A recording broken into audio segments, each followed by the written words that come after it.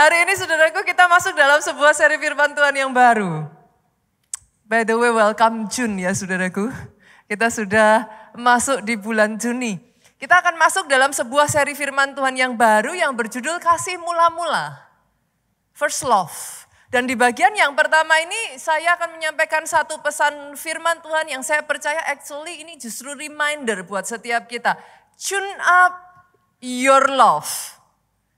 Tune up your love. Ternyata kasihmu perlu di-tune up. Pastor, apa itu tune up? Saya rasa bagi penggemar otomotif kata tune up udah enggak asing ya. Ini perkataan yang familiar. Pasti saudara pernah mendengar kata tune up. Secara berkala saudaraku, mobil itu harus di-tune up. Apa itu tune up? Perawatan berkala secara menyeluruh Pak. Bahkan dilakukan apa saudaraku? Penyesuaian ulang terhadap komponen-komponen mesin. Tujuannya adalah supaya mesin kendaraan saudara itu lebih optimal. Sebagian dari saudara mungkin bertanya, Pastor kalau kayak gitu, kenapa kendaraan harus di-tune up? Fungsi manfaatnya apa saja gitu kan ya Pak ya. Ngapain kalau enggak kan berkala berarti kita keluar biaya kan gitu kan. Terus kita dapat apa dari situ? Ternyata saudaraku ketika kendaraan ini di-tune up, performa mesinnya jadi lebih bagus.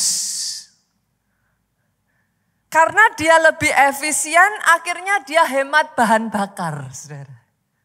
Bukan hanya itu saja saudaraku, kalau sampai, karena dia sifatnya berkala, kalau sampai terjadi kerusakan yang kita nggak kelihatan Pak. Itu dicegah supaya melebar gitu, nggak melebar gitu Pak. Cepat ditangani, cepat diselesaikan, akhirnya nggak kemana-mana kayak gitu. Mesin nggak jadi lebih parah. Tujuan akhirnya ini Bapak Ibu. Membuat ketika saudara berkendara itu dia memastikan kenyamanan dan keamanan saudara saat berkendara. Terus saya balik dong kalau gitu. Apa yang terjadi nih Pak? Kalau mesin nggak di-tune up kan gitu. Tadi kita tahu, oh oke, tune up tuh tujuannya itu. Terus sekarang kita juga harus tahu dong kalau tidak dilakukan. Apa yang terjadi gitu. Dalam jangka pendek Pak, it's still okay. Enggak apa-apa. Mobil saudara enggak di-tune up dalam jangka masih pendek, that's fine. Tapi kalau dalam jangka panjang Pak, tenaganya mesin jadi turun. Kalau sudah turun, Pastor kalau turun apa yang terjadi? Mobilnya loyo. Tadinya kalau diajak tarikan enak saudara, tarik gitu kan.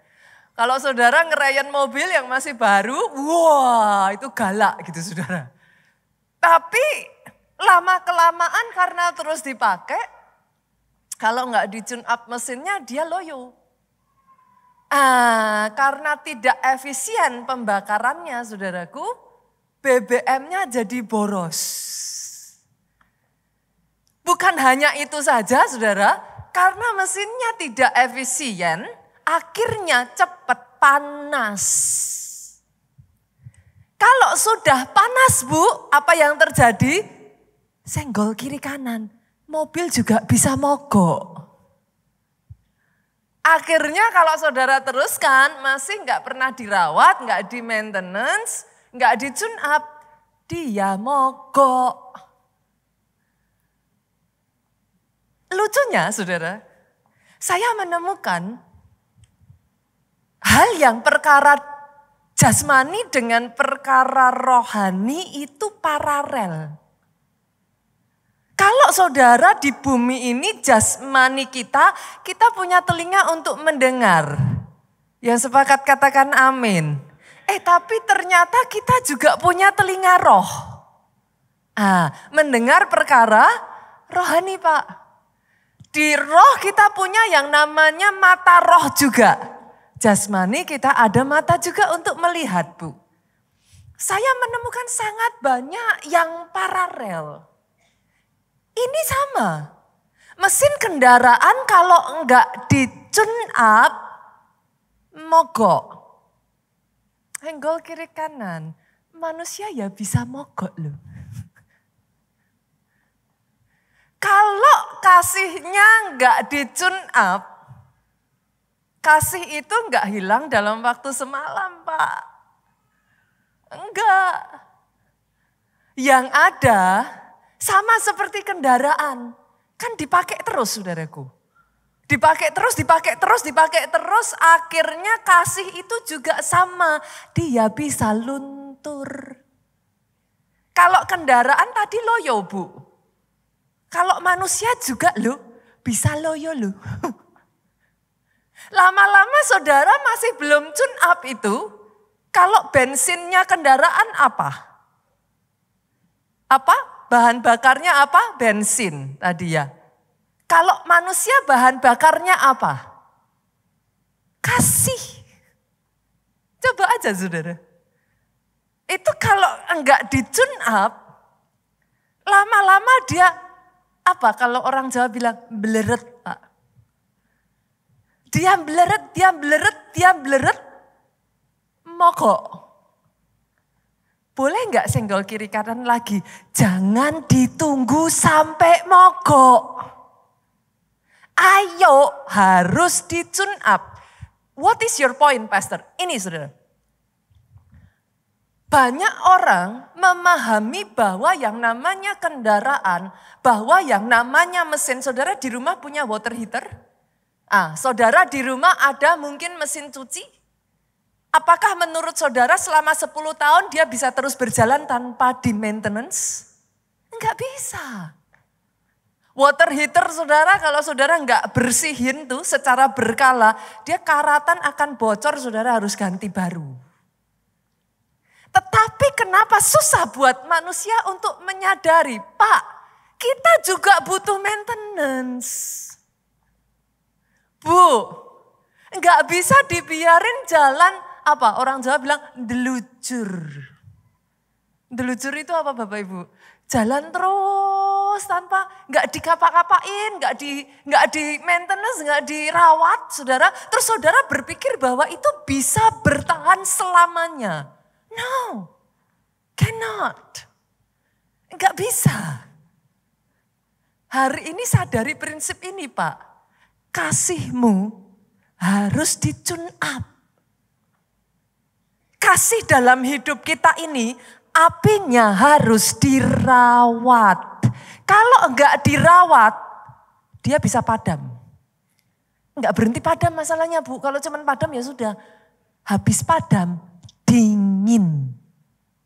Nah loh, ada di sini yang kasihnya mulai dingin.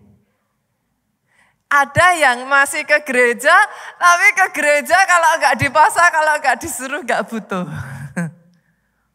Ada di sini yang masih pelayanan, masih. Tapi kasihnya sudah jadi dingin. Enggak pelayanan cuman pelayanan karena kalau enggak pelayanan dicari sama koordinatornya enggak enak gitu. Karena sudah dingin. Kalau di istilah musik saudaraku, di sini kalau yang main gitar, yang bisa main gitar, saudara mungkin enggak harus gitar listrik, saudara gitar di rumah, gitar biasa. Saudara kenal istilah distem enggak? Distem itu diapain Pak? Sebelum gitar itu dipakai, saudara disetel dulu. Jadi biar nadanya bisa bagus gitu Pak. Tapi waktu berjalan tuh gitar kan dipakai. Apalagi kalau saudara pakai terus.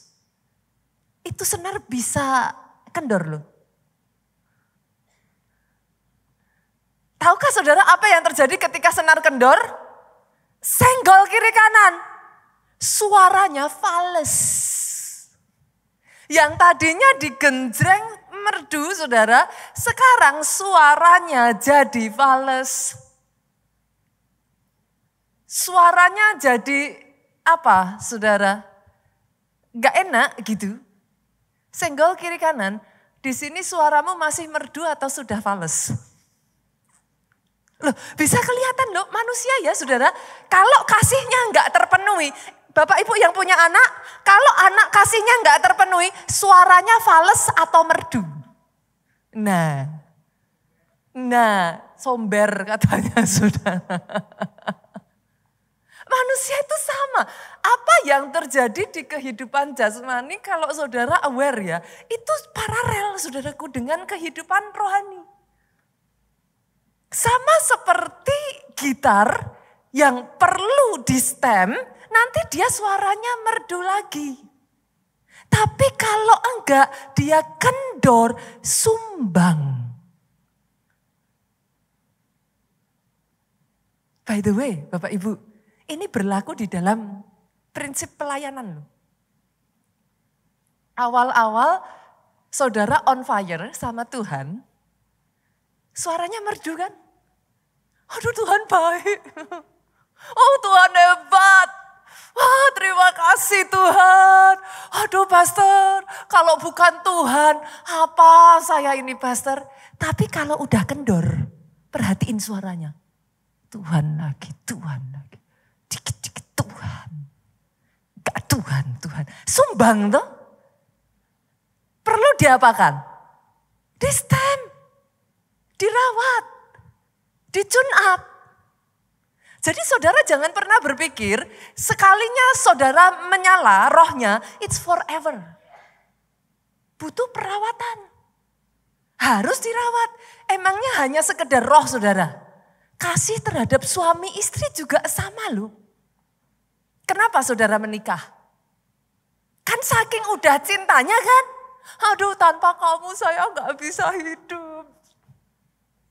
Loh, benar kalau enggak saudara enggak akan menikah. Saudara merasa kayak aduh setiap hari makan ingat kamu, mandi ingat kamu, tidur mimpi kamu. Loh amin katanya. Kebayang gak saudara? Sampai akhirnya saudara nikah. Coba lihat pandang suami pasangan saudara di samping istri, di samping saudara. Orang yang sama, yang hari ini saudara ngerasa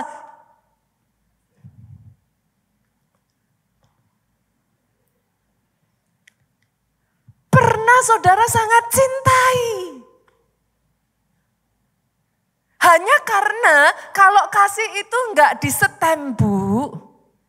Kalau dulu kan bumbunya banyak. Tiap hari, aduh kamu kok cantik sekali hari ini. Bunganya keluar satu saudara. Aduh terima kasih loh. Wah kamu kok pinter masak, ting keluar 2. Kalau bunganya keluar banyak saudaraku, dia sudah jadi garden, saudara petik 1, petik 2 enggak berasa. Tapi kalau saudara enggak pernah rawat itu taman, dia sudah layu saudaraku, dia sudah hilang. Kerasa loh Bapak Ibu. Ditarik sedikit aja. Yang mengerti aminnya yang paling keras. Pastor, apa poin pastor dengan menyampaikan firman hari ini? Saya percaya firman hari ini menjadi pengingat. Ayo kobarkan kembali api kasih mula-mula. Jangan kendor. Harus dengan sengaja dirawat. Harus dengan sengaja di-tune up. KKR 10 hari seperti kemarin itu salah satu cara tune up. Lah tapi gimana pastor KKR-nya cuma setahun sekali. Kalau nunggu setahun sekali, ada di sini yang tune up mesinnya setahun sekali? Halo? Mobilnya cuma dirawat setahun sekali? Bobrok loh itu. Enggak bisa. Come on. Api di atas mezbah harus menyala. Jangan dibiarkan padam. Tune up lagi kasihnya. Yang jadi pertanyaan saya gini saudara. Kalau hari ini saudara sudah kerasa. Pastor, How do I know? Gimana caranya saya tahu kalau kasih saya udah perlu di-tune up? Kelihatan kok saudara. Kelihatan. Kalau yang tadinya kemana-mana gandengan. Sekarang mau dipegang aja. Kelihatan. Gak susah. Gak susah. Kalau yang tadinya saudaraku semangat, tadinya rasanya wah all out, on fire. Kelihatan. Tiba-tiba yang setiap minggu kelihatan mulai 2 minggu sekali. Lama-lama sebulan sekali Pak. Lama-lama nongolnya cuman Paskah sama Natal. Loh kelihatan, apanya sih yang gak kelihatan? So easy to see. Pertanyaannya cuma satu, kalau sudah kelihatan, diapain? Banyak orang Kristen ngomong sama saya gini, ya saya juga gak tahu Pastor. Mau diapain ya? Ya gak saya apa-apain. Gak diapa-apain dalam jangka panjang, and then saudara tanya sama saya, Pastor kok sekarang males ke gereja, kenapa ya? Pastor kok sekarang gak ada keinginan ya berdoa ya Pastor? Aduh Pastor, sekarang kenapa ya? Lihat wajah pasangan tuh enek. Bagaimana saudara bisa bertanya? Kalau nggak pernah di-tune up, kalau nggak pernah dirawat, ya sudah tadi tuh mesinnya nggak optimal. Sadari dan ketahui itu saudaraku. Itu sebabnya hari ini ambil keputusan. Rawat kasih dalam hidupmu. Rawat baik-baik. Kenapa? Ini pesan Tuhan saudara. Rencana Tuhan dalam hidupmu belum selesai. Masih ada rencana Tuhan yang besar. Tuhan belum selesai atas hidupmu, atas hidupmu, atas hidupmu. Perjalananmu masih panjang. Tuhan mau pakai kau besar. Visinya besar. Untuk visi yang besar, butuh tenaga mesin yang kuat. Gak bisa dengan mesin yang loyo. Mesin yang loyo berhenti, mogok di tengah jalan. Hari ini rawat kembali mesinmu. Karena saudaraku itulah yang terjadi di gereja Efesus. Saya ajak yuk kita buka yuk. Kita lihat ya, Wahyu pasalnya yang kedua, ayatnya yang pertama sampai ayatnya yang kelima.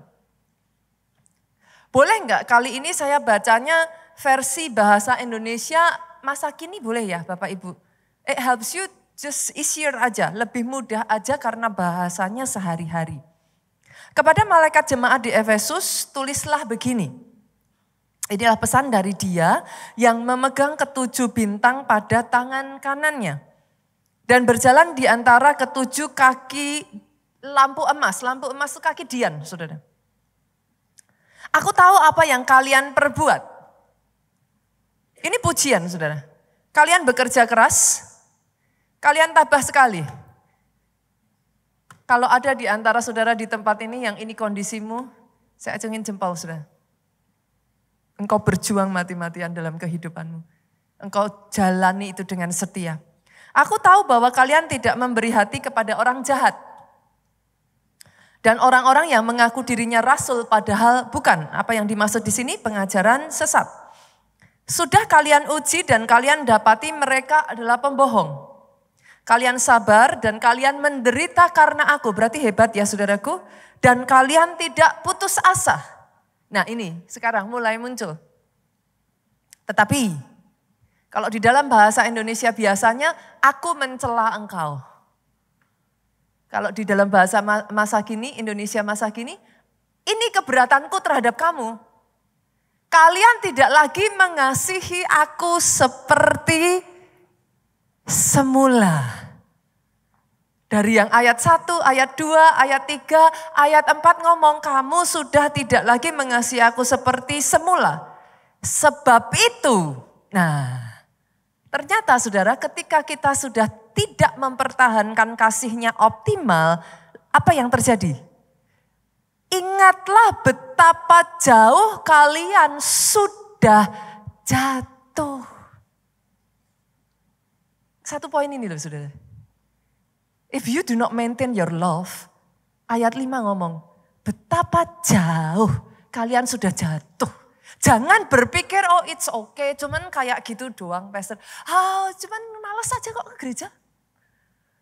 Cuman gak ada keinginan aja pastor untuk komsel. Sekarang rasanya udah gak intuit. Udah sibuk. Udah gak usah fanatik lah. Gak apa-apa, itu cuman hal biasa kok pastor. Ayat ini gak ngomong gitu tuh saudara.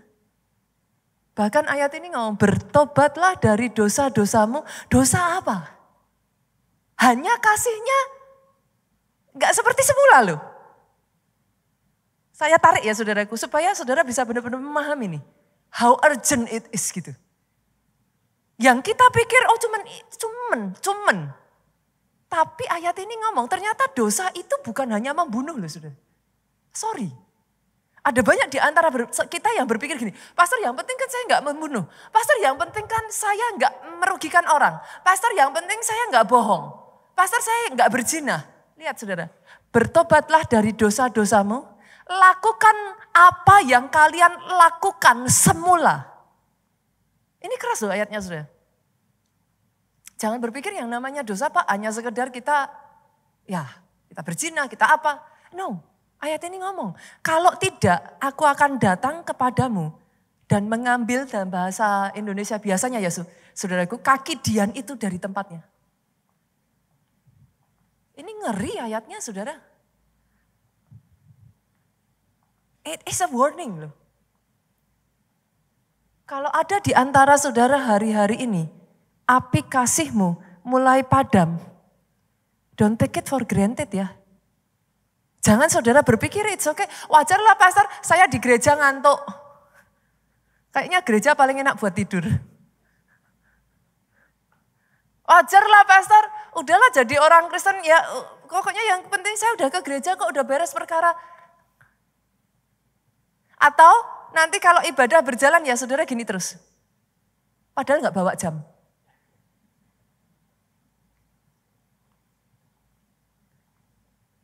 Kenapa? Butuh waktu loh saudara untuk rohmu diisi. Halo, yang sepakat katakan amin. Bahkan handphone aja gak bisa selesai di charge 5 menit. Butuh waktu. Nah hari ini boleh gak saudara? Saya bawa saudara lihat dulu yuk seperti apa Efesus. Boleh gak? Boleh ya. Pahami dulu Efesus saudaraku, siapa Efesus, apa Efesus. Efesus saudara tidak tercantum di dalam ayat ini tapi nanti kalau saudara pelajari dalam sejarah. Jadi kalau saudara mau sungguh-sungguh mempelajari Alkitab sebenarnya penting ada dokumen-dokumen yang ikut membantu untuk memahami gitu saudara. Enggak bisa hanya itu aja saudaraku. Untuk saudara paham Efesus saudara memang ya harus cari. Apa itu? Kota seperti apa Efesus? Efesus itu adalah salah satu kota penting yang ada di Asia Kecil Bapak Ibu. Asia Kecil itu kalau zaman kita sekarang Turki. Nah, ini adalah kota pelabuhan. Zaman dulu kalau saudara dengar kata kota pelabuhan artinya kota perdagangan. Orang nurunin barang, orang angkat barang di sana, orang nurunin barang sekalian perdagangan terjadi di sana. But at the same time, saudaraku, ini adalah kota politik. Ini kota di mana kekuasaan itu besar, saudara. Dan uniknya lagi, saudara, at the same time, ini adalah kota pusat penyembahan Dewi Artemis. Nanti satu kali, saudara, saya akan bahas kenapa saya menyebut Dewi Artemis di sini. Ini ada kaitan dengan ayat-ayat tertentu yang disampaikan, saudaraku, yang berkaitan dengan wanita. Nanti saudara suatu hari nanti kalau dibahas itu akan menarik sekali gitu saudara. Jadi kota ini adalah tempat penyembahan Dewi Artemis. Di kota ini saudaraku, ini kota yang cukup berpengaruh, kota yang cukup besar. Sampai saudara Rasul Paulus itu pernah tinggal di kota ini 3 tahun. Nanti kalau saudara lihat di Kisah Rasul pasal 20 akan ketemu saudaraku. Rasul Paulus itu media mungkin bisa dimunculkan. Kisah Rasul pasalnya yang ke-20 ayat berapa ya? 19 mungkin ya. Coba aja dicek saudaraku. Ayatnya yang 31. Ayatnya yang ke-31. Bahkan saudaraku, Rasul Paulus itu dengan bersungguh-sungguh membangun jemaat di sana. Timotius pernah jadi gembala sidangnya. Ini adalah gereja, dikatakan di sini ya saudaraku, aku 3 tahun lamanya siang malam, tiada berhenti-hentinya menasihatkan kamu dengan mencucurkan air mata. Ini bagaimana Rasul Paulus menggambarkan awal mula dia memulai pekerjaan perintisan gereja di sana. Enggak gampang saudara, karena mereka adalah orang-orang penyembah dewa-dewa saudara. Sampai akhirnya mereka dibawa mengenal Yesus sebagai Tuhan dan Juru Selamat. Dan di sana Timotius itu menjadi gembala sidang dari sebuah mega church. Efesus pernah menjadi home of a mega church, saudaraku.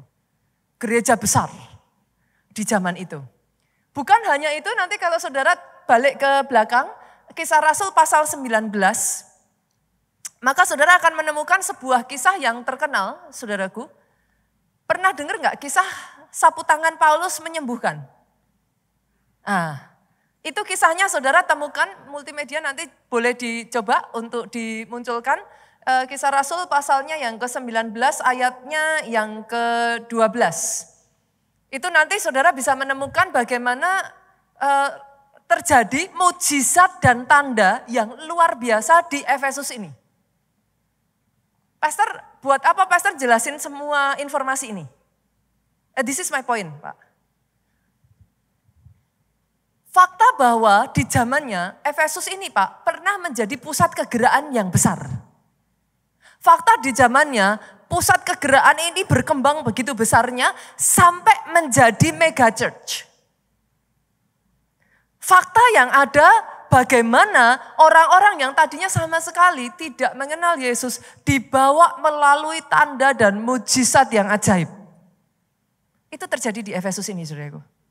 Nah, saya tarik. Begitu hebatnya Efesus ini, sampai kita buka ya ayatnya, di Efesus pasalnya yang ke-1 ayat 15, Rasul Paulus itu memuji. Efesus 1 ayat 15 sampai 16. Karena itu setelah aku mendengar tentang apa saudaraku? Imanmu. Jadi Rasul Paulus itu memuji, aku mendengar tentang imanmu dalam Tuhan Yesus dan tentang kasihmu terhadap semua orang kudus. Rasul Paulus itu memuji sekali terhadap jemaat di Efesus ini. Bukan hanya mereka orang yang solid, kuat saudara, di dalam ibadah mereka, kegerakan, tapi mereka juga bergerak di dalam kasih terhadap sesama. Ibaratnya kalau gereja kita KA pedulinya jalan gitu saudara. Ini luar biasa sekali. Ayat 16 ngomong seperti ini saudaraku. Aku pun tidak berhenti mengucap syukur karena kamu, dan aku selalu mengingat kamu dalam doaku. Sampai mengena di hatinya Rasul Paulus, sampai di setiap kali Rasul Paulus berdoa, nama Efesus ini disebut. Berarti something dong, saudara. Ini something, ini gereja yang begitu luar biasa sekali, saudaraku, di Efesus. What is your point, Pastor? Momen Rasul Paulus menulis Efesus 1 ayat 16 ini, saudaraku, itu terjadi sekitar 60 sampai 62 Masehi. Jadi surat ini ditulis ketika Rasul Paulus dalam penjara. Di dalam penjara itulah saudaraku dia menulis surat untuk menguatkan jemaat di Efesus. Berarti saudara kebayang gak? Dengan kondisinya seperti itu dia masih ingat Efesus betapa pentingnya. Betapa berkesannya Efesus buat Rasul Paulus. Tapi sayangnya saudaraku, momen di mana Wahyu 2 ayat 1 sampai 5 tadi ditulis. Itu di tahun 95 Masehi Pak. Selisih berapa tahun saudaraku? 60, 62 Masehi sampai 95 Masehi. 30 years. 30 tahun. Selama 30 tahun ini, izinkan saya membandingkan ini, izinkan saya tarik saudaraku supaya saudara bisa memahami nih poin saya. In 30 years, dalam 30 tahun ini, apa yang terjadi sampai sebuah jemaat yang begitu dahsyat, solid, apinya menyala, dipuji imannya, dipuji kasihnya. Sampai di keadaan di mana Tuhan ngomong, aku mencela kamu. Aku mencela kamu. Ternyata nggak butuh waktu lama Bapak Ibu. It only takes 30 years. Saya nggak tahu berapa lama saudara jadi orang Kristen. Kurang lebih dari 20 tahun lah saya menjadi gembala sidang, saudaraku. Sudah ternyata lumayan ya sudah. Sebentar lagi sudah hampir silver anniversary gitu saudaraku. Jadi sudah cukup lama ternyata saudara. Nah, in between ini dan ini saudara, what happened? Jemaat yang galak, jemaat yang on fire, yang solid, kasihnya menyala, apinya begitu luar biasa, sampai di titik tahun 95 Masehi ditegur. Bukan teguran biasa-biasa, kamu sudah terlalu dalam jatuhnya. What happened? Bapak Ibu, boleh sadari ini enggak? Karena kalau saudara enggak sadari ini ya, nanti kekristenan saudara itu seperti lari sprinter jarak pendek. Saudara hanya bertahan untuk jarak pendek. Tapi saya berdoa hari ini kalau saudara menyadari ini, larimu maraton. Sadari saudaraku bahwa di dalam pengikutan saudara mengikut Yesus, kekristenanmu bukan hanya sekedar agama satu. It is a long journey. A long journey yang finish line-nya nanti ketika kita ketemu Bapak di surga. Oke ya, berarti saudaraku berapa banyak di sini yang berdoa umurnya panjang. Aminnya yang paling keras. Saya percaya di sini nggak ada yang berdoa umur pendek. Berarti kalau saudara berdoa umur panjang, di sini nggak ada yang terlalu tua. Aminnya yang paling keras. Belum ada yang 120 tahun toh. Loh kan berdoa umur panjang katanya. Iya kan? Apa mau berdoa pendek dalam nama Yesus kan? Berarti kalau saudara berdoa seperti Musa 120 tahun. Senggol kiri kanan, masih muda Pak. Senggol kiri kanan lagi Bapak Ibu, perjalanan masih jauh. Oke, perhatikan ke depan saudara. Di dalam perjalanan itu, saudara bertemu dengan banyak orang di sekeliling saudara. Ada yang namanya potensi gesekan. Semakin besar kegerakan, kalau gerakannya saya pernah membagikan ini, kalau geraknya kenceng, gesekannya tambah kecil atau tambah banyak? Boleh nggak itu dipahami? Saudara? Dan potensi gesekan ini bisa menyebabkan kekecewaan. Betul atau betul? Bisa menyebabkan saudara tidak merasa cukup dihargai. Pastor, saya ini nggak minta apa-apa loh Pastor. Apa sesusah itu sih? Hanya sebuah kata penghargaan apa sesusah itu? Bisa nggak ada potensi kesalahpahaman? Sangat bisa. Bisa nggak ada orang-orang tertentu yang emang kalau ngomong nyolot aja saudara? Pernah ketemu nggak orang-orang begitu? Pernah. Jadi dia kalau diem cantik saudara. Jahat Pastor, jahat. Tapi sekalinya ngomong saudara, aduh itu duri bisa kemana-mana gitu saudara. Kan ada kan? Gak semua orang coba perhatikan kiri kanan depan belakang. Apakah bersayap saudara? Berarti gak semuanya malaikat. Boleh disadari ini enggak? Kalau saudara sadar itu, hari ini saya ingin mengatakan kepada saudara, tune up your love. Sadari bahwa yes, orang di kiri kananmu bisa mengecewakan. Sadari yes, orang yang di depanmu ini bisa mengecewakan. Loh, harus disadari. Jangan berpikir pendetamu malaikat. Masih manusia, masih nginjak tanah, sudah. Bisa mengecewakan. Harus disadari gedung yang cantik ini, orang di dalamnya bisa mengecewakan. Be aware and be ready. Perjalanan masih panjang kan? Saudara berdoa umur panjang kan? Nanti kalau minta berhenti, pensiunnya kan ke sana. Aduh capek, udah pastor saya capek aja saya udah pastor. Loh kan katanya pensiunnya nanti di atas kan Pak. Berarti semuanya kalau kita paham hal ini ya, gear up yuk, get ready yuk, siapin. Semua perbekalan saudara siapin, amunisi saudara siapin satu persatu yang dibutuhkan untuk saudara bisa lari maraton. Karena kalau tidak sama, seperti jemaat di Efesus, mereka dahsyat, mereka hebat, mereka tidak kena. Tetapi sekalinya mereka mengizinkan saudaraku, ada hal-hal yang membuat mereka akhirnya kehilangan kasih mula-mula. Boleh enggak hari ini saya tarik lagi? Masih kuat Bapak Ibu? Masih kuat? Enggak kepanjangan firmannya? Saya tarik lagi ya. Yuk kita temukan ya. Based on apa yang Rasul Paulus katakan, apakah memang tiba-tiba kasihnya hilang atau ada tanda-tandanya? Kita lihat ya, sudah ada tanda-tandanya. 1 Timotius yuk. Saudara harus ingat ya, tadi siapa Timotius? Gembala sidangnya Efesus, gereja di Efesus. Yuk, kita buka 1 Timotius 1 ayat 3-4. Rasul Paulus tuh udah ngomong sama Timotius. Ketika aku hendak meneruskan perjalananku ke wilayah Makedonia, Rasul Paulus ngomong, aku telah mendesak engkau supaya engkau tinggal di Efesus. Kenapa? Apa yang ditemukan Paulus di sana, saudara?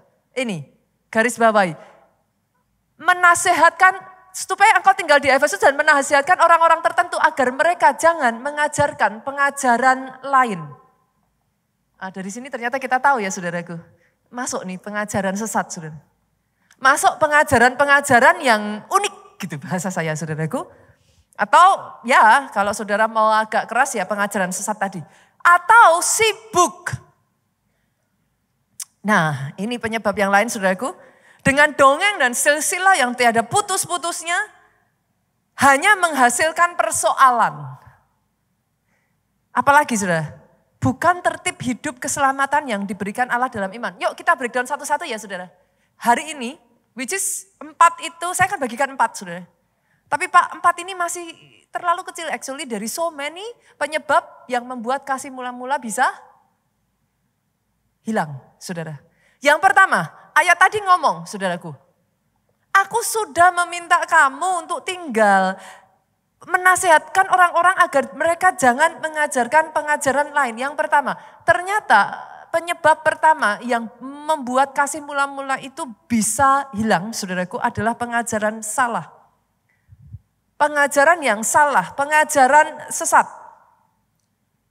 Jangan anggap remeh. Sekarang ini saya melihat pengajaran-pengajaran sesat ini banyak sekali loh saudaraku. Kalau saudara merasa saya terlalu keras dengan mengatakan pengajaran sesat, saya katakan pengajaran salah gitu aja. Ya sama aja toh. Itu bahaya loh saudaraku. Boleh enggak hari ini saya mengatakan kepada saudara ini, saya kasih landasan dulu ya. Tidak semua yang mengatasnamakan Yesus berasal dari Yesus. Saya ulang boleh? Tidak semua yang mengatasnamakan Yesus berasal dari Yesus. Saya banyak menemukan pengajaran-pengajaran yang dibungkusnya keren, tapi menyesatkan loh Bapak Ibu. Saya rasa kalau iblis datang kepada saudara dengan 100% kebohongan pasti ditolak lah ya. Pasti ditolak dong. Kalau saudara takut Tuhan apa pasti ditolak. Bagaimana kalau saya kasih 95% kebenaran, hanya 5% kebohongan. 5% kebohongannya saya balut dengan humanisme. How? Kalau saya langsung ngomong sama saudara, bukan hanya Yesus jalan keselamatan, kebanyakan orang Kristen pasti nentang. Langsung saudaraku, oh enggak. Yesus itu satu-satunya jalan, kebenaran, dan hidup. Yohanes 14 ayat 6. Tapi bagaimana kalau saya ngomong gini? Masa sih orang sebaik itu loh hanya gara-gara dia nggak terima Yesus. Kayaknya Tuhanku nggak sejahat itu deh. Bagaimana saudara? Itu sudah dibalut dengan humanisme. Dan somehow buat saudara ini orang emang baik banget. Daripada tuh orang Kristen, tapi kayak gitu. Ditambah kan? But then firman Tuhan ngomong. Kita buka aja yuk. Ya ini sudah dibuka, terima kasih multimedia. Kata Yesus kepadanya. Yang ngomong siapa saudara? Yang ngomong siapa?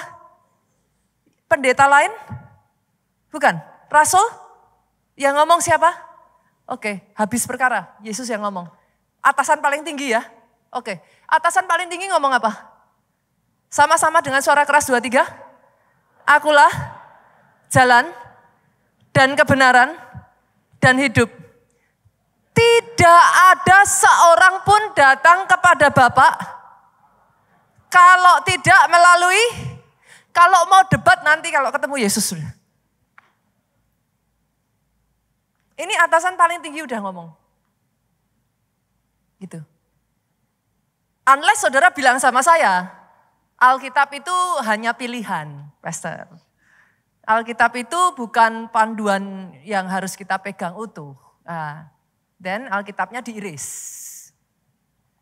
Itu sebabnya saya mengatakan kepada saudara, be very careful.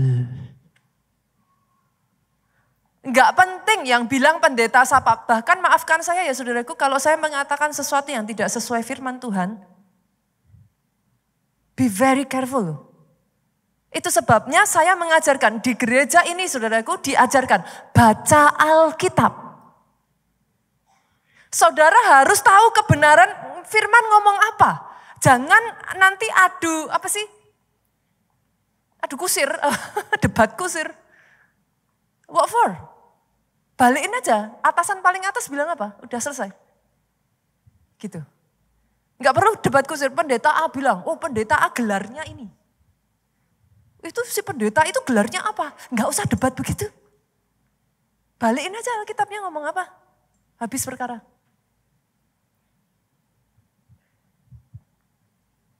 Kalau enggak hati-hati ya saudaraku.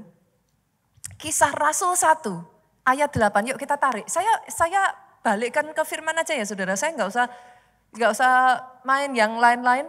Tetapi ini yang ngomong siapa saudara? Siapa? Rasul? Kita baru aja belajar kemarin ini. Yesus ngomong sebelum apa? Sebelum terangkat. Berarti pesan penting nggak?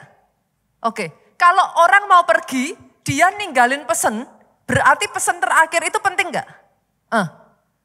Sebelum Yesus terangkat, dia ninggalin pesan apa? Kamu akan menerima kuasa kalau Roh Kudus turun ke atas kamu. Berarti urusan Roh Kudus gak usah diperdebatkan ya saudara.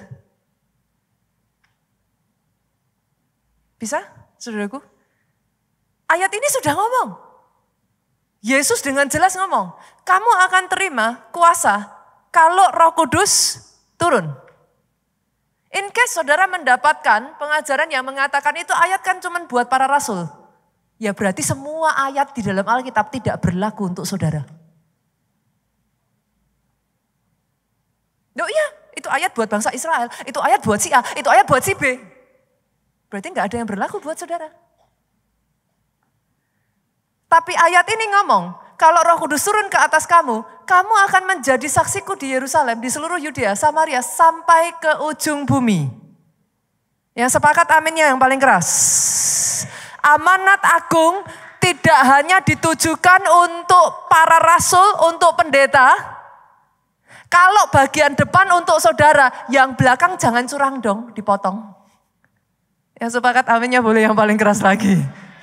Kadang orang Kristen tuh curang loh. Yang bagusnya diambil, yang gak enak dibuang. Kalau yang atas untuk saudara, yang bawah juga untuk saudara. Aminnya boleh yang paling keras.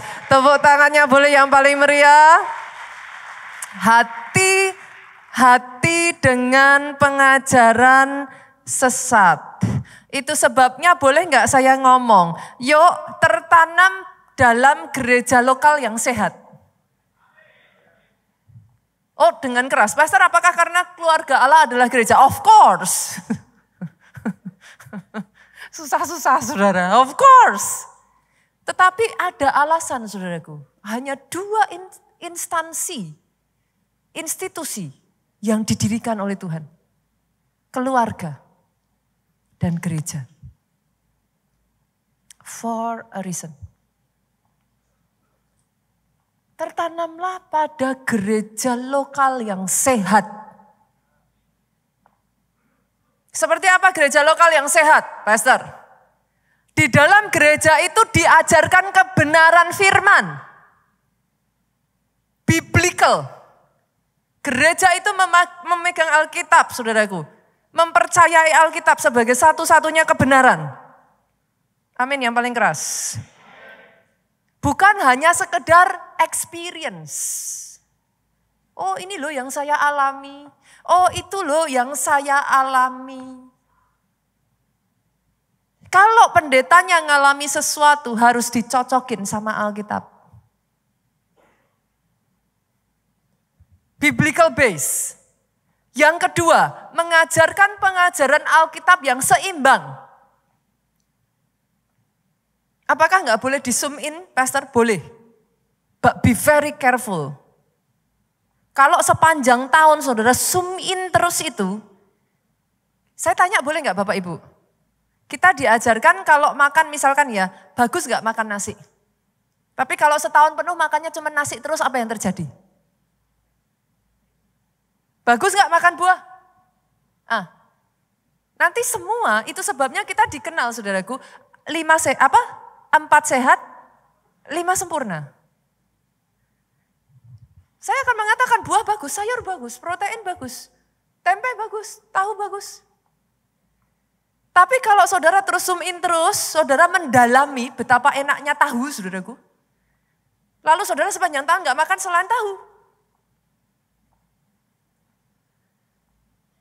Saya berdoa saudaraku, terima pengajaran yang seimbang. Satu demi satu, sayur enggak enak. Enggak selalu yang diajarkan enak. Telan, sayur sehat kok. Enggak selalu saudara mungkin suka makanan-makanan tertentu. Tapi belajar untuk dimakan. Kenapa? Karena itu balance. Itu akan membawa saudara pada suatu kepenuhan. Jadi saudara itu dapat semua gitu saudaraku. Dan saudara paham gitu. Enggak hanya sekedar zoom in a certain area aja yang akhirnya kalau enggak hati-hati bisa jatuh gitu saudara. Bisa sesat gitu balik-baliknya lagi. Apalagi saudara, di dalam gereja itu harus ada saudara dibawa yang namanya bertumbuh secara rohani. Yang sepakat katakan amin lagi. Kalau saudara gak bertumbuh lah terus gimana? Harus.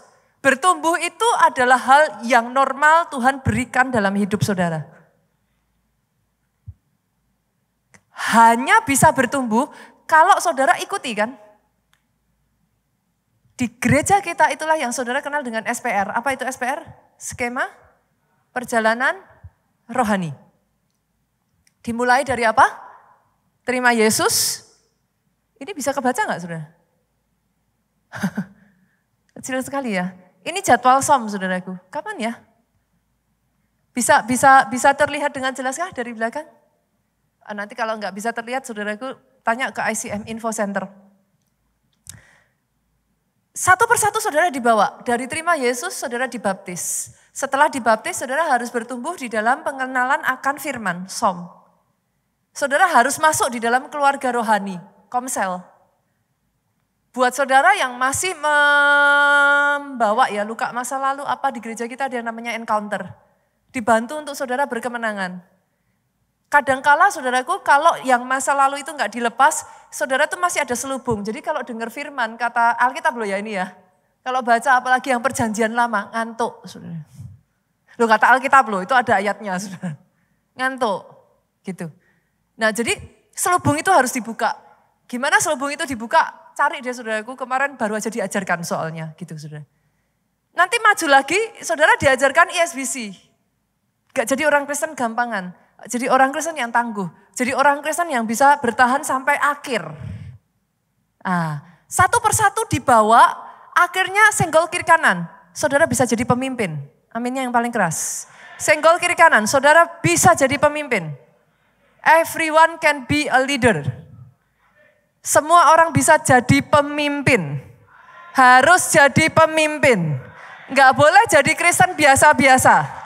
Harus bertumbuh, harus naik level. Terus dibawa naik. Dari situ saudara belajar untuk menyelamatkan jiwa-jiwa.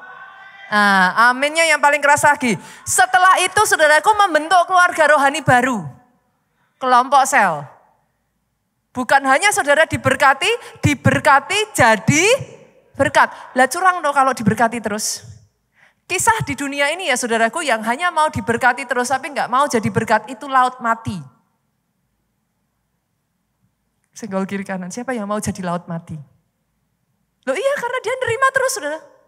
Dia enggak nyalurin. Karena dia terima terus dia enggak nyalurin. Kadar garamnya terlalu tinggi. Dia enggak bisa jadi tempat orang hidup. Karena terima terus. Kita tuh harus gini, at the same time gini. Diberkati untuk jadi berkat. Diselamatkan untuk menyelamatkan. Di poin yang pertama ini saya tambahkan yang terakhir ya saudaraku. Bukan hanya sekedar hati-hati dengan pengajaran sesat. Hati-hati dengan scam sesat ya. Ini karena terlalu banyak penipuan jadi saya mengingatkan saudara nih. Be very careful as well. Dengan pengajaran-pengajaran keuangan yang pengen sukses secara instan. Be very careful. Hal-hal seperti menawarkan keuntungan berlipat-lipat dalam waktu cepat, saudara. Itu be very careful. Ujungnya tertipu aja, saudara. Hari-hari ini juga sangat banyak, saudaraku, saya nggak tahu apakah ada di antara saudara yang pernah mengalami telepon-telepon tertentu, be careful ya, yang masih single ya. Telepon romantis, saudara. Loh, banyak yang kena, saudara. Banyak yang kena. Apa jadi pacar di luar negeri, apa ini itu dan lain sebagainya. Tapi ujung-ujungnya, aduh masuk penjara, butuh uang untuk ini. Aduh ini butuh uang tiket untuk bisa ketemu kamu. Itu real. So be very careful. Dengan scam-scam, penipuan-penipuan, be very careful juga saudaraku. Jangan jatuh mau yang all itu saudara. Judol, judi online, apa? Pinjol. Pokoknya all belakangnya itu saudara. Jangan yang cari instan-instan seperti itu saudaraku. Be very careful, oke? Jadi yang pertama hati-hati dengan pengajaran sesat. Pengajaran yang salah termasuk juga dengan scam. Oke? Yang kedua yuk saya bawa lagi lanjut. Sibuk. Tadi 1 Timotius mengatakan sibuk. Kesibukan yang tidak ada putus-putusnya saudara. Kasih mula-mula tidak selalu jatuh karena saudara berbuat dosa. Ini harus diperhatikan saudaraku. Banyak orang berpikir, oh saya jatuh dosa pastor karena kasih mulailah hilang karena saya jatuh dosa. Enggak always saudaraku. Bisa karena kesibukan yang over. Berarti pastor ngajar kami untuk kerja keras. Salah. Berarti pastor suruh kami enggak boleh melayani. Enggak boleh melayani yang over. Salah saudara. Perhatikan ini. Hanya karena Marta ditegur Yesus, Maria duduk dekat kaki Bapa, bukan berarti Tuhan Yesus gak mengizinkan Marta melayani loh. Karena tahu porsinya itu penting. Yesus negur setelah Marta dengan semua kesibukannya deketin Yesus. Yesus, kamu gak peduli ya? Aku sibuk sendirian. Jadi bukannya Yesus melarang Marta melayani loh, enggak loh. Yesus mengingatkan, Marta, Marta. Perkataannya ngomong apa sudah? Melayani itu bagus, tapi yang utama jangan dilupakan. Persekutuan intimmu dengan Tuhan jangan ditinggalkan. Doamu jangan dilupakan. Bukan melayaninya ya enggak boleh. Bukan enggak boleh kerja keras, harus kerja keras. Bukan enggak boleh habis-habisan buat keluarga. Keluarga harus dirawat saudara. Bukan gak boleh fokus pada anak, boleh. Tapi jangan lupakan yang utama. Harus diingatkan. Banyak orang sibuk. Tapi enggak produktif. Saya ulang, boleh Bapak Ibu? Sibuk tidak sama dengan produktif. Ada banyak tuh orang scrolling, tidur sampai begadang pagi. Online. Bilangnya apa? Capek. Wah, semalaman sibuk. Jadi mau bangun rasanya capek. Tidak ada waktu ke gereja. Sibuk tidak sama dengan produktif. Boleh saya tambah lagi di bawahnya Bapak Ibu? Tuhan tidak memanggil engkau untuk sibuk. Ini ada sebagian yang mau amin gini. Hah? Perhatikan perkataan saya ya.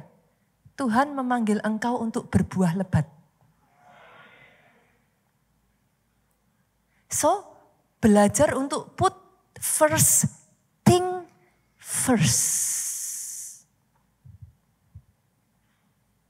Saya tahu saudara ini di sininya agak error nih. Hah? Tuhan gak panggil saya untuk sibuk, Pastor. Cari aja ayatnya.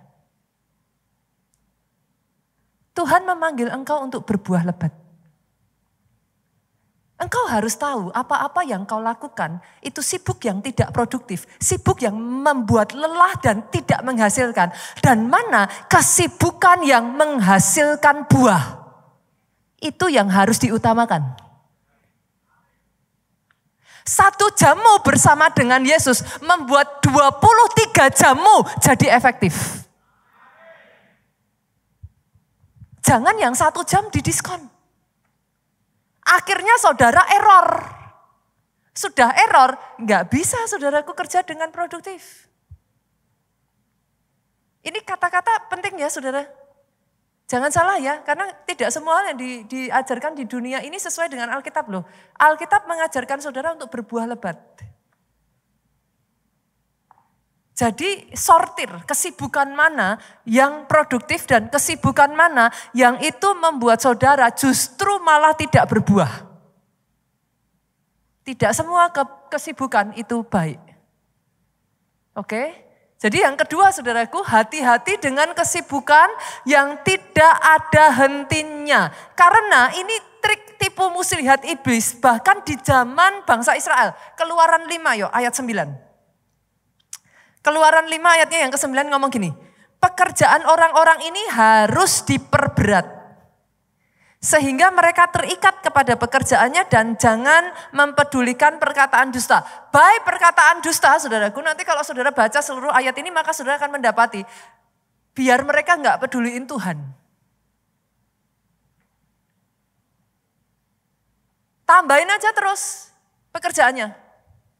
Bikin mereka lupa, bikin mereka terikat pada pekerjaannya. Supaya mereka jangan mempedulikan perkataan dusta dalam artian mempedulikan Tuhannya. Karena Firaun tahu kalau mereka sungguh-sungguh di dalam Tuhannya, mereka kalah. Firaun kalah. Firaun takut, saudara. Kenapa, saudaraku? Kebangkitan orang-orang Kristen yang rohnya dibangkitkan itu dinanti alam semesta. Jangan lupa, saudara. Kalau saudara enggak hati-hati, pekerjaan terus ditambah berat, belum tentu itu produktif. Pastikan, saudaraku. Saudara mengerti dan tahu menempatkan prioritas, ditata ulang. First thing first, mana dulu? Disetting semuanya. Mana yang menghasilkan, mana yang enggak, mana yang hanya bikin capek, mana yang memang berbuah. Pilah dengan baik. Yang ketiga, yuk. Apa yang bisa membuat roh kita padam? Hidup yang tidak tertib. Tadi di 1 Timotius juga disampaikan tidak tertib, saudaraku. Apa itu arti tertib? Saya tarik dulu ya saudara, saya bacakan aja supaya saya enggak salah. Tertib itu hidup teratur. Hidup terarah, hidup yang dikelola dengan baik, hidup disiplin.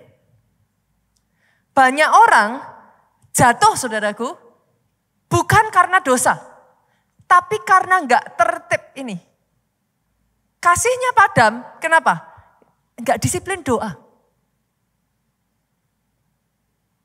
Banyak orang tuh benci kata disiplin, saudara. Boleh nggak saya bagikan sesuatu tentang kata disiplin yang membuat saudara termotivasi untuk berjuang? Disiplin itu anak tangga pada level yang lebih tinggi. Gak enak, tapi dia anak tangga untuk saudara dibawa naik. Itu sebabnya dalam hidup kita, bahkan kita itu mengenal yang namanya circadian rhythm. Ritme circadian. Itu sebabnya kenapa enggak baik bagi saudara untuk tidur begadang sampai larut malam. Tubuh kita ini punya ritme, saudara. Didesain dengan ritme. Tuhan yang saudara dan saya sembah, dia Tuhan atas keteraturan. Ada ayatnya, saudara. 1 Korintus yuk kita lihat. 1 Korintus pasalnya yang ke-14 ayatnya yang ke-33. Boleh dibantu multimedia? Nanti dimunculkan aja ya, nanti dimunculkan aja kalau butuh waktu saudaraku. Basically Tuhan kita itu bukan Tuhan yang kacau. Dia Tuhan yang tertib. Gitu. Atur ritme doa. Dibuat ritmenya saudara, atur ritme puasa. Atur satu persatu ritme kerohanian saudara, atur ritme hidup. Itu sebabnya saudaraku bukan cuma yang rohani saja, kalau saudara nggak disiplin nggak bagus. Nggak disiplin makan kan juga nggak bagus loh. Makan sering terlambat apa yang terjadi? Perutnya sakit kan, pencernaannya kena. Sama, tubuh saudara didesain untuk disiplin. Tidur malam-malam, kenapa nggak bagus? Sampai pagi nggak bagus saudara. Itu sudah dikasih waktu sama Tuhan, itu waktunya saudara detox.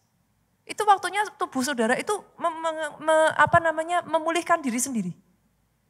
Itu semua sudah diatur saudara, waktunya sama Tuhan. Ketidakdisiplinan itu bisa menyebabkan saudaraku kekacauan. Allah tidak menghendaki kekacauan. Dia Tuhan yang tertib. Jadi yang keempat, hidup tertib, hidup teratur, hidup disiplin. Belajar tertib baca firman boleh saudaraku. Jangan hari ini baca, besok, gak baca. Ingat lagi baca. Jangan saudara, tertib. Kalau saudara gak usah terlalu ambisius saudara. Sehari 10 pasal. Ya gak apa-apa sih kalau saudara memang bisa mempertahankan itu. Tapi saudara terus aja, setiap hari aja. Terus, disiplin dulu. Dipertahankan terus. Itu nanti akan membuat hidup saudara itu ritmenya lebih seimbang saudara. Dan yang terakhir, yang keempat, yuk. Apa yang saya sebut sebagai spiritual numbness. Apa itu spiritual numbness? Mati rasa rohani. Mati rasa rohani. Masih melayani, tapi sudah tidak ada gregetnya. Masih ke gereja, tapi sudah rutinitas. Spiritual numbness, ini bahaya loh saudaraku. Wahyu tadi mengatakan, jangan dianggap ringan. Itu bahaya. Tahukah saudara penyebab spiritual numbness ini apa? Apa saudara? Sangat mengerikannya penyebabnya itu unthankfulness. Saudara. Kita lupa kebaikan Tuhan. Orang yang ingat kebaikan Tuhan, apinya pasti menyala. Momen ketika saudara ditolong Tuhan. Momen di mana saudara berjumpa encounter dengan Tuhan. Saudara merasakan kebaikan Tuhan. Kerasa enggak itu? Kayak you are just alive. Tuhan baik. Tuhan sangat baik. Tapi waktu berlalu, sayangnya manusia itu gampang lupa Pak. Lupa pernah ditolong Tuhan. Ada satu wanita saudaraku. Dia pernah menuangkan minyak narwastu wangi itu. Kenapa? Karena dia sadar dia orang berdosa. Dia habis-habisan buat Tuhannya. Kenapa? Dia tahu seberapapun dia berusaha membalas, gak akan pernah kebalas. Hatinya dipenuhi ucapan syukur. Dan by the way saudaraku, thankfulness itu gak selalu ada di hati kita. Mazmur 103 ayat kedua, Daud memaksa dirinya sendiri. Pemain musik, worship leader, singer boleh maju ke depan. Petugas perjamuan kudus boleh mempersiapkan diri. Hari ini kita mengadakan perjamuan kudus, saudaraku. Thankfulness gak selalu ada dengan sendirinya. Multimedia, Mazmur 103 ayatnya yang kedua boleh dimunculkan. Ini ayat, oke. Pujilah Tuhan, hai jiwaku. Jangan lupakan segala kebaikannya. Menurut saudara, Daud ngomong kayak gini, ini nada yang muncul di situ apa, saudara? Nada perintah ya? Daud tuh ngomong sama dirinya sendiri. Pujilah Tuhan, hai jiwaku. Jangan lupakan segala kebaikannya. Momen di mana saudara kehilangan api itu ya saudaraku. Kayak saudara tuh ngerasa kayak udah gak ada lagi niat untuk ke gereja. Gak ada lagi niat untuk saudara itu berdoa gitu. Ingatkan ini sama diri saudara sendiri. Pujilah Tuhan, hai jiwaku. Jangan pernah lupakan segala kebaikannya. Berapa banyak dari saudara yang mau dalam kehidupan saudara. Kasihnya, kasih mula-mulanya kembali dibangkitkan. Bangkit berdiri jemaat Tuhan. Kita persiapkan perjamuan kudus. Berapa banyak dari saudara yang belum terima roti dan anggur ini? Kalau ada boleh angkat tangan. Di bagian tengah petugas perjamuan kudus boleh membantu. Ada lagi kah? Oke, di bagian sebelah kanan saya yang belum, saudaraku. Kalau saudara sudah terima, saudara bisa buka roti itu, keluarkan dari plastiknya, saudara. Oke. Lalu kemudian saudara bisa buka cawannya juga.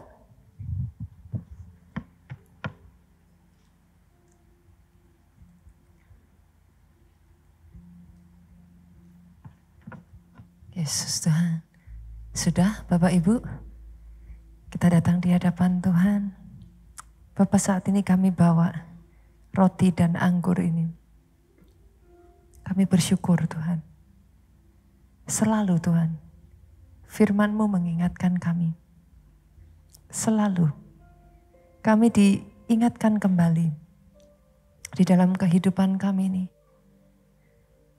Pengorbanan-Mu yang membuat kami ada sebagaimana kami ada hari ini. Ajar kami untuk tidak begitu mudah melupakan kebaikan-Mu di dalam kehidupan kami Tuhan. Kami terima roti dan anggur ini dengan iman. Di dalam nama-Mu Yesus. Kuduskan dan sucikan kami. Layakkan kami Tuhan. Membawa jemaat-Mu manunggal dengan Engkau. Angkat roti itu tinggi-tinggi saudaraku di atas tangan kanan saudara. Malam pada waktu ia diserahkan, sebelum ia diserahkan saudaraku, ia mengambil roti itu. Ia mengucap syukur ke atasnya dan memecah-mecahkannya, lalu ia berkata, inilah tubuhku yang diserahkan bagi kamu. Perbuatlah ini menjadi peringatan akan aku. Apakah saudara percaya roti yang saudara angkat tinggi-tinggi, tubuhnya dihancurkan buat saudara? That is the more reason.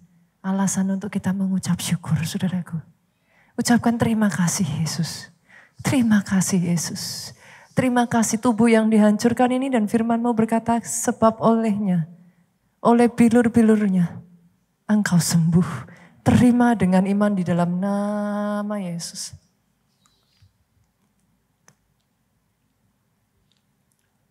Angkat cawan itu tinggi-tinggi saudaraku. Demikian juga ia mengambil cawan itu sesudah ia makan lalu berkata, cawan ini adalah perjanjian baru yang dimeteraikan oleh darahku.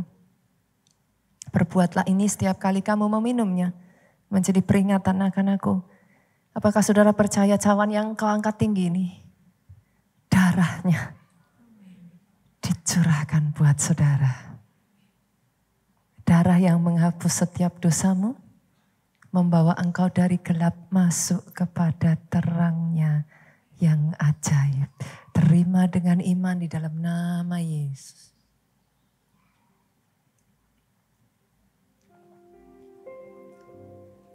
Horataka pasyataka. Bawa kami mengingat kembali Tuhan. Kadang terlalu mudah kami melupakan. Bukan hanya kepada Tuhan, saudaraku. Tapi kadang kita juga melupakan seperti apa kita tadinya dengan pasangan kita. Seperti apa kita tadinya dengan leader kita. Seperti apa tadinya kita dengan sesama saudara seiman. Kadang kita gampang lupa, saudaraku. Betapa Tuhan sudah menyelamatkan kehidupan kita, membawa kita sampai dengan kita ada hari ini. Jangan pernah lupakan. Sebab tak terbatas kuasa-Mu, tak terduga cara-Mu, Kau yang kuandalkan di setiap langkah. Ingatkan kami kembali Tuhan. Tidak pernah terbatas kasih-Mu di dalam kehidupan kami. Bahkan momen terendah di dalam hidup kami. Engkau menyatakan diri-Mu begitu nyata Tuhan. Bahkan ketika kami masih jauh dari Engkau. Kami belum mengenal Engkau. Engkau menunjukkan Tuhan mujizat-Mu di dalam kehidupan kami. Dari hari ke hari Engkau tidak pernah meninggalkan kami. Engkau terus memegang tangan kami. Engkau terus menuntun kehidupan kami. Ingatkan kami kembali. Tak terbatas Tuhan. Tak terbatas kuasa. Nyata di dalam setiap kehidupan kami. Kadang kami yang sering lupa. Kami tidak melibatkan Engkau lagi. Kadang kami yang sering lupa. Kami membuat Engkau tertidur. Kami tidak mengajak Engkau di dalam setiap perencanaan kami.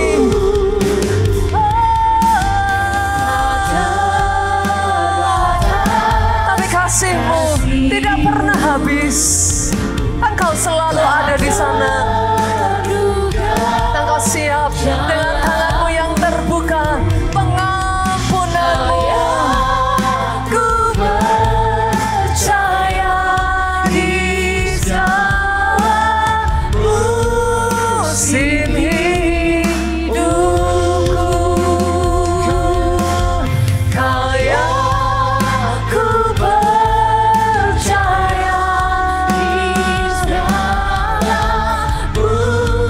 musim hidup. Yang terakhir katakan saudaraku, Engkau yang kami percaya.